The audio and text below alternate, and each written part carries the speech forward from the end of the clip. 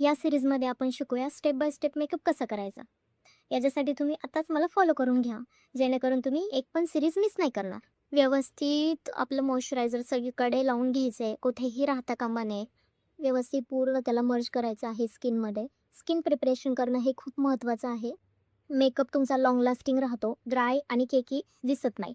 व्यवस्थित मेकअप होण्यासाठी सीटीएम हे करणं खूप गरजेचं आहे. त्यातली कोणतीही स्टेप तुम्ही स्किप नाही करू शकत. रिकोडचं मी इथे प्रायमर यूज करत आहे. तुम्ही तुमच्या स्किननुसार कुठलंही प्रायमर यूज करू शकता. आता हे रिकोडचं प्रायमर आहे. मी थोडंसं असं घेते आहे. हातावरती बघा मी थोडंसं घेतलं आहे. खूप जास्त घेणं गरजेचं नाही आहे. थोडं घेतलं तरी ते व्यवस्थित सगळीकडे अप्लाय आपण करून घ्यायचं आहे. हातानेच तुम्ही व्यवस्थित अप्लाय करू शकता. त्यामुळे कसं व्यवस्थित सगळीकडे लागतं. याने काय होतं गाईज, की व्यवस्थित सगळीकडे लावलं, की पोर वगैरे असतील किंवा ड्राय स्किन किंवा नॉर्मल ऑइली स्किन कोणत्याही स्किनसाठी हे सूट होतं.